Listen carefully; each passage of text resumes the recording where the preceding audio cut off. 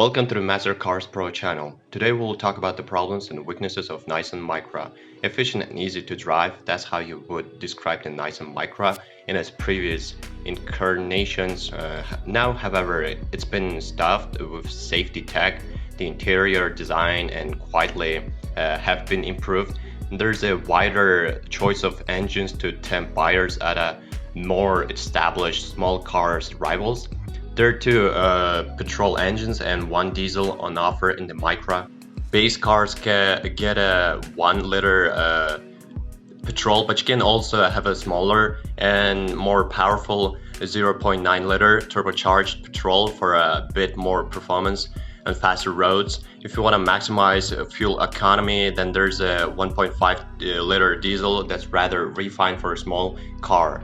VGA spec is a bit mean, but VGA Plus adds air con to make things a bit more pleasant. Mid-spec Ascent gets a much better list of standard equipment, including alloy wheels, cruise control, and a 7.0-inch touchscreen infotainment system.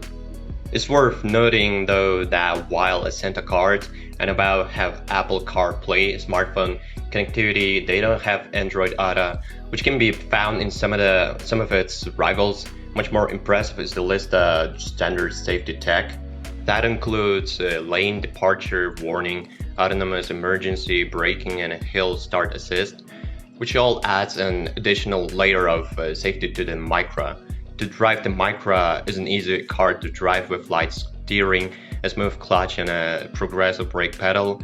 The ride isn't great at dealing with short, sharp shocks such as buttholes when trundling around a town speeds, and it can transmit a little too much of the low frequency vibrations caused by broken road surfaces into the interior. However, when you get up to motorway speeds, the ride settles down and the car feels very stable and planned.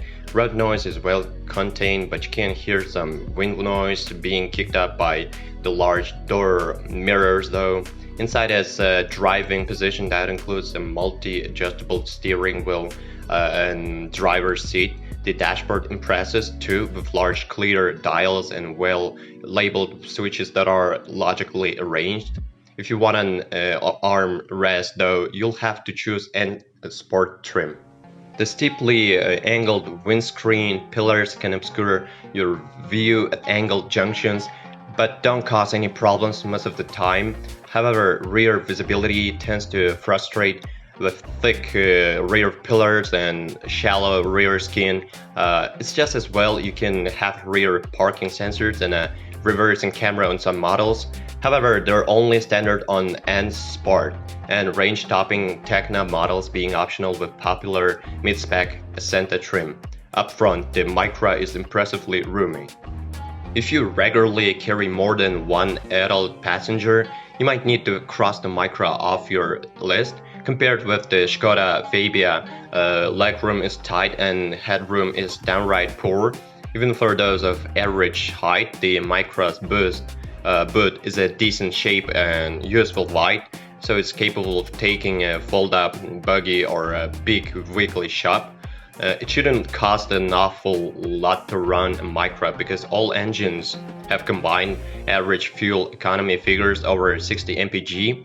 The base 1.0-liter petrol has an average economy figure of 61.4 mpg, which is narrowly piped by the turbocharged 0.9-liter petrol that has had average of 64.2 mpg. Both are beaten by the 1.5-liter diesel because it has an average of 88.3 mpg, although Tecna and Bose personal models have larger alloy wheels that increase fuel consumption, reducing the overall figure is to 80.7 mpg. All cars registered after April 2017 will cost you £140 per year in road tax, and insurance costs should be lower than its rivals thanks to all the standard safety technology.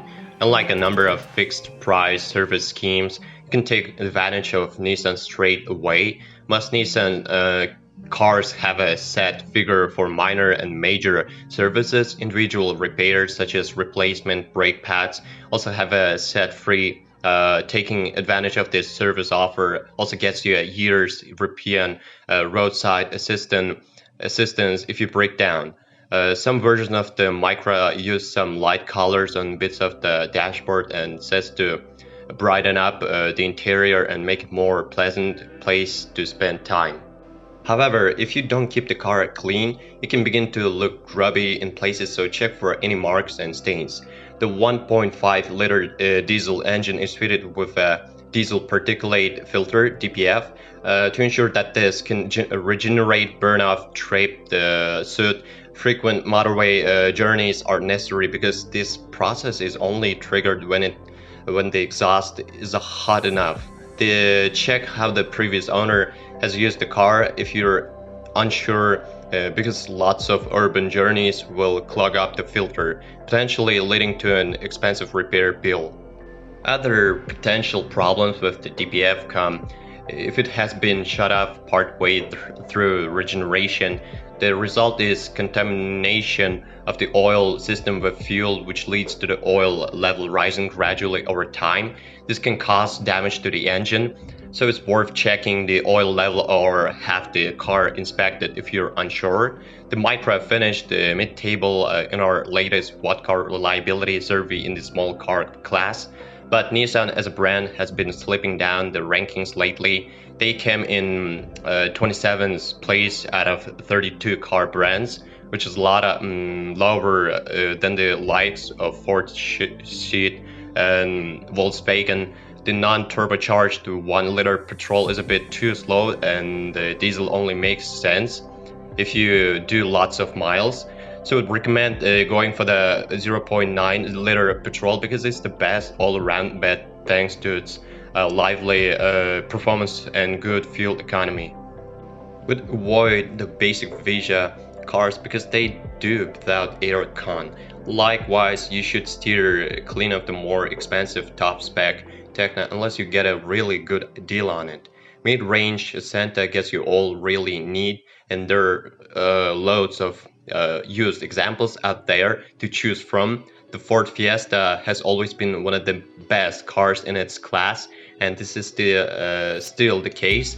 You get a bigger touchscreen than you do in the Nissan Micra, and as long as you avoid the style version, it'll connect to Apple CarPlay and Android Auto to drive. It's much sharper and the ride is perfectly judged, soaking up the worst of the ruts, being soft yet taut enough to keep body movements in check.